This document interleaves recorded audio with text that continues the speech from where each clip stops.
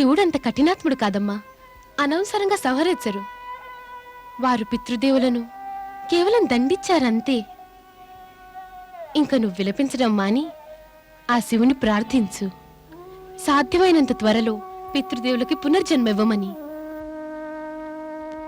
హర హర మహాదేవ. అమ్మా వీరని, మహాదేవుడు కరుణాసాగరుడు. ఎవరైతే నిండు మనసుతో ఆయనను ప్రార్థిస్తారో వారికి అన్ని కష్టాలు త్వరలో తీరిపోతాయి. ప్రణామం దేవర్షి. దేవర్షి, ఆనాడు మీరే అన్నారుగా ఎప్పటికీ మా గృహానికి రానే రానని. కానీ నేడు మీరు నన్ను ఓదార్చడానికి ఇక్కడికి వచ్చారు, మీ శపథాన్ని పక్కన పెట్టి. నారాయణ నారాయణ. ఈ నారదుడు తన కర్తవ్యాన్ని మర్చిపోడు వదిన గారు. అవసరమైనప్పుడు నా శపథాన్ని విరమించుకుంటాను. విశ్వసించండి వదిన గారు, తమ సౌభాగ్యానికి లోటు లేదు. నిశ్చింతగా ఉండండి. మా సోదరుని కాయం యుద్ధభూమిలో నిస్తేజమై పడి ఉన్నమాట నిజమే. కానీ మరి ప్రాణం ఇంకా మిగిలే ఉంది. ఆ శివుడు కరుణించిన వెంటనే మా సోదరుడు పునర్జీవితులై లేచి కూర్చుంటారు.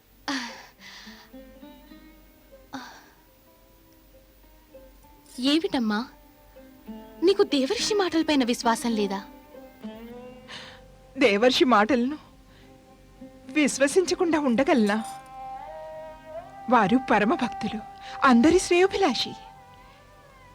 కానీ మరి అజరామరుడైన పరమాత్మ సదాశివునితో నా పతికి జీవం ప్రసాదించమని అడిగితే అప్పుడు అతను నా ప్రియమైన పుత్రిక సతి యొక్క ఆత్మాహుతి మాట ఎత్తితే నేనేం సమాధానం చెప్పను? ఏం సమాధానం చెప్పను నేను? నారాయణ నారాయణ. వదిన గారు, సతి గురించి అందరికీ బాధగానే ఉంది. యథార్థం ఏమిటంటే శివేచ్ఛతోటే సర్వస్వం సంభవం అవుతుంది, లేనిచో ఏదీ సంభవం కాదు. ఏమిటి విచిత్రమైన శివేచ్ఛ? తెలపండి దేవర్షి. లోకుల్లో ఉన్న సకల ప్రాణుల మదిలో మృత్యు భయాన్ని దూరం చేస్తాడే, మృత్యువాత పడిన వారికి పునర్జన్మనిస్తాడే, అయితే నా పుత్రిక సతిని ఎందుకు కాపాడలేదు? ఎందుకు ఇలా తన అర్ధాంగిని అగ్నిలో ఆహుతవుతుంటే విస్మరించాడు? నా ప్రశ్నకు సమాధానం ఇవ్వరు దేవర్షి. నారాయణ నారాయణ. తమకు శివలీల ఏమాత్రం తెలియదు వదిన గారు, అందుకే ఇలా మాట్లాడుతున్నారు. సతీ శక్తి అవతారిణి. మృత్యువు ఆమె ఛాయలకు కూడా రాదు. అయితే మరి సతి ప్రాణత్యాగం ఎందుకు చేసింది? ఒక సాధారణ స్త్రీలాగా సతి ఎందుకు మరణించింది? రోహిణి, శక్తిమాత సతీ అవతారాన్ని ధరించింది ఎందుకు అంటే స్త్రీలకు ఆదర్శం కావడానికే. సతి ఎంతో ఆదర్శాన్ని ప్రదర్శించింది. ఏ స్త్రీ తన పతికి కలగబోయే అన్యాయం సహించలేదని నిరూపించింది. సతి పేరు కూడా ఆదర్శ పతివ్రత అయిన స్త్రీగా మన సంస్కృతిలోని ఇతిహాసాల్లో అమరమై ఉంటుంది. అంటే మా సతి కూడా శివుని కృపతో పునర్జన్మను పొందుతుందా? లేదు, సతి తన ఆదర్శాన్ని ఒక సామాన్య స్త్రీలా ప్రదర్శించింది. ఆమె జన్మించింది తన పతి కోసం ప్రాణత్యాగం చేయడానికే. ఇప్పుడు ఆమెను మీరు సతీ రూపంలో చూడడానికి వీలుండదు. ఆమె ఇప్పుడు శక్తి రూపంలో అమరమై ఉంది. మరో జన్మ ఎత్తదు, మృత్యువును పొందదు. శివునిలాగానే శాశ్వతమై ఉంటుంది. శక్తి స్వరూపిణిగా జగత్తులో అణువణువున నివసిస్తుంది. అమ్మా, ఇప్పుడు నువ్వు సతి గురించి విలపించకు. ఇప్పుడు తను సతీ రూపంలో కాదు, శక్తి రూపంలో దర్శనమిస్తుంది కాదు దేవర్షి? అవును రోహిణి, ఇదంతా శివలీలయే, ఇందులో సందేహమే లేదు. శివలీలా రహస్యం నేటి వరకు ఎవరికీ అర్థం కాలేదు. ఎప్పటిదాకా శివేచ్ఛ ఉంటుందో అప్పటిదాకా ఈ విచిత్రమైన లీలలతో సకల జనులను శివుడు చకితులను చేస్తూనే ఉంటాడు. వదిన గారు, నా మాట విని తమరు కూడా కైలాసానికి వెళ్ళి శివలీలను కాంచండి. ఆ దేవాధిదేవుడైన మహాదేవుని చరణాల్లో మీ శిరస్సును ఉంచి ప్రార్థించండి. అప్పుడు చూడండి శివలీలా చమత్కారాన్ని. ప్రజాపతి దక్షుడు తప్పక జీవిస్తాడు. అవును, తప్పక జీవిస్తాడు.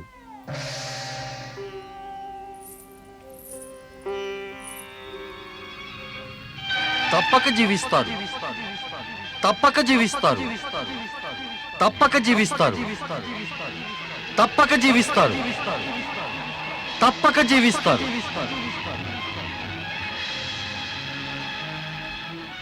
పరమేశ్వరుని వేడుకోవటానికి కైలాసానికి వెడతాను. హా, జయ మహారుద్ర. హహా! పరమేశ్వర, నీ ఆజ్ఞను అనుసరించి దుష్టుడైన దక్షుణ్ణి అంతం చేశాను. అతనికి శిరచ్ఛేదనం చేసి యజ్ఞగుండానికి స్వాహా చేశాను. వీరభద్ర, నువ్వు నా ఆజ్ఞను పాటించి నీ జీవితాన్ని ధన్యం చేసుకున్నావు. శివగణంలోనే సర్వశ్రేష్ఠుడు. యశస్వీ భవ. హహా! జయ మహారుద్ర.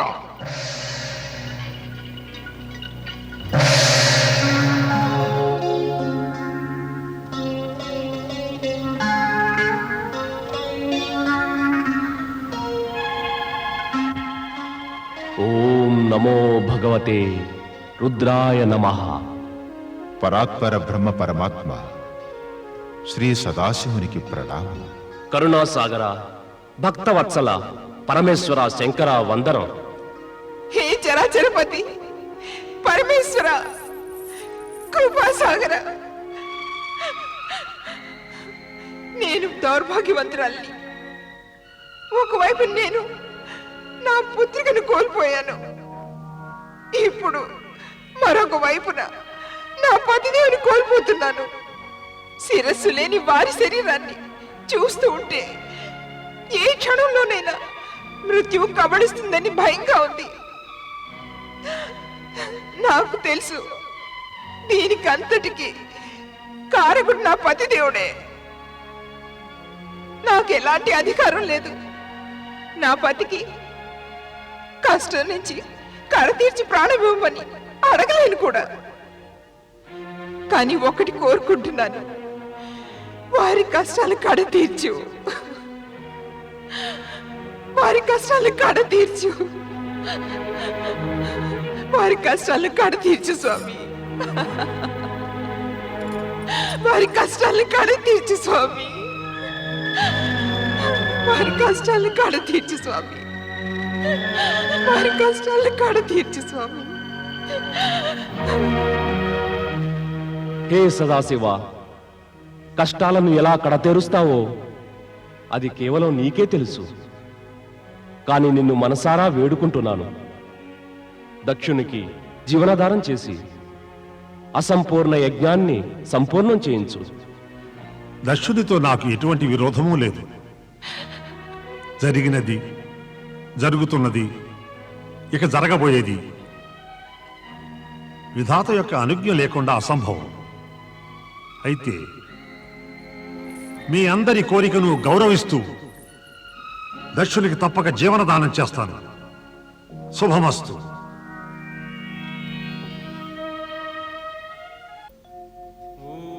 పతి వియోగంతో దుఃఖితురాలైన వీరిని పత్ని వియోగాన్ని తట్టుకోలేని శివుని వద్దకు వచ్చి తన మాంగళ్యాన్ని కాపాడమని వేడుకుంటుంది. దయాళుడైన శివుడు ఆమెకు అభయమిచ్చి ఆమె సౌభాగ్యాన్ని కాపాడే నిమిత్తం యజ్ఞభూమికి చేరుకుంటాడు. స్వామి, స్వామి,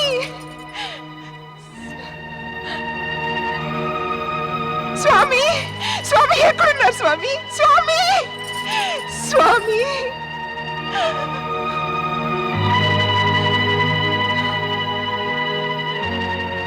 స్వామి, ఏమిటిది? ఏమిటిది స్వామి? స్వామి,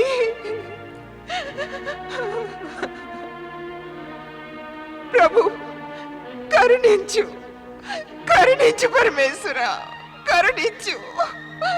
ప్రజాపతి దక్ష, నిరర్థకమైన అహంకారం వలన నీ భయంకర అపరాధాలకు దండన నీకు లభించింది. అసంపూర్ణమైన యజ్ఞాన్ని నువ్వు పూర్తి చేయడానికి నీకు అజామక రూపాన్ని ఇచ్చి కొత్త జన్మనిస్తున్నాను. నీకు ఈ రూపాన్ని ఇవ్వడానికి కారణం ఏమిటంటే దానిని చూసి జనులందరికీ నువ్వు చేసిన కర్మ నిత్యం జ్ఞాపకం ఉంటుంది. వారు మున్ముందు ఇలాంటి కర్మలకు దూరంగా ఉండాలని ప్రయత్నిస్తారు. శుభం కలుగ్గాక.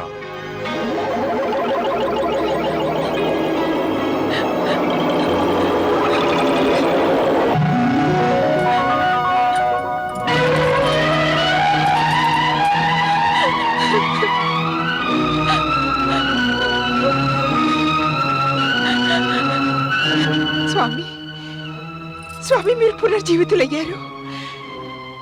నా జీవితం ధన్యమైంది.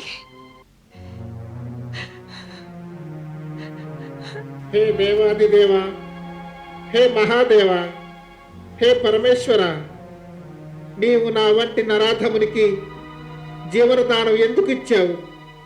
ఎందుకు ఇచ్చావు ఈ జీవనదానం?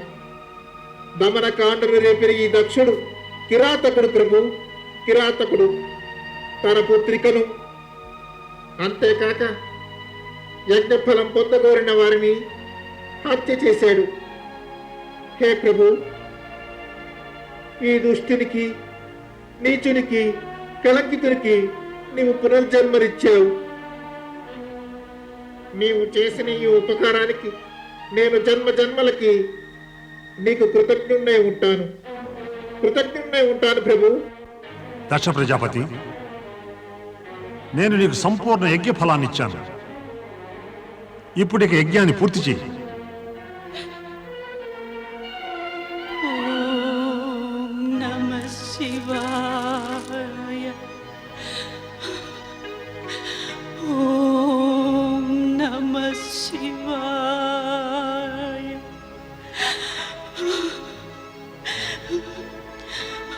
ఓం నమః శివాయ. ఓం నమః శివాయ. ఓం నమః శివాయ. సతీ, ఓం నమః శివాయ.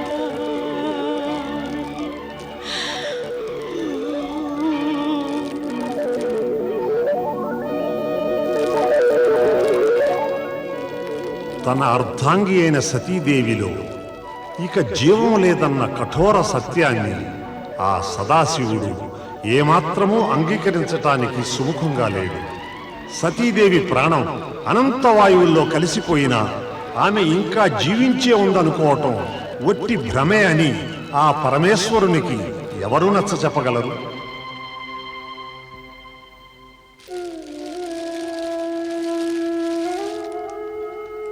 సతీ, సతీ, సతీ, సతీ, నిన్ను ఎంతగా పిలుస్తున్నా కూడా అలా మౌనంగానే ఉన్నావే? నా పిలుపును పట్టించుకోవటం లేదేమిటి ప్రియా? నీకు ఈ పరమేశ్వరుడు ఎంతో ప్రియుడుగా, నీ ఆరాధ్యుణ్ణి, ఇష్టుణ్ణి, సర్వస్వం నేనేగా. నా చూపులోని భావాలను పసిగట్టి నా హృదయ భాషనే అర్థం చేసుకోగలవు. కానీ నేడు ఎంతటి మధుర స్వప్నానికి అంటున్నావో కానీ నా ఆక్రందన నీకేమాత్రం వినిపించటం లేదు. నవ్వుతున్నావా? నువ్వు నవ్వుతున్నావా? ఎంత మొరబెట్టుకుంటున్నా నువ్వు నవ్వుతున్నావా సతీ? ఎంత సముదాయించాను, హెచ్చరించాను కూడా. మనల్ని ఆహ్వానించకుండా వెడితే అగౌరవమే కాకుండా అవమానకరం కూడానని.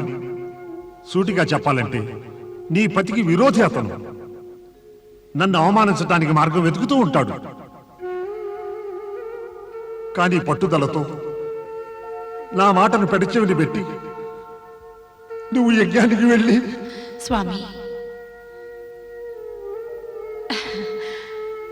ఆశ్చర్యచకితులు కాకండి స్వామి. మీ సతినే మళ్ళీ నా స్థానంలోకి వెళ్ళాను. నా శాశ్వత స్థానం తమరి హృదయమే. అవును స్వామి, మిమ్మల్ని అక్కడి నుండే పిలుస్తున్నాను. పిలుస్తున్నావా? కానీ నీ కళ్ళెందుకు తెరవవు ప్రియా? పద్మాల వంటి నీ కళ్ళల్లో నా ప్రతిబింబాన్ని ఎన్నిసార్లు చూసుకున్నాను. సతీ, చైతన్యం పొందు, నీ పూర్వ రూపంలో సాక్షాత్కరించు. స్వామి, ఆనాటి మీ మాటలని జ్ఞాపకం చేసుకోండి. మీ మనోనేత్రాలను తెరిచి చూడండి. ఇద్దరము సతీ శివులం, అభిన్నులము. ఒకే పరమతత్వం, సాక్షాత్ పరబ్రహ్మమే. ఇందుకు బ్రహ్మాండమే సాక్షి.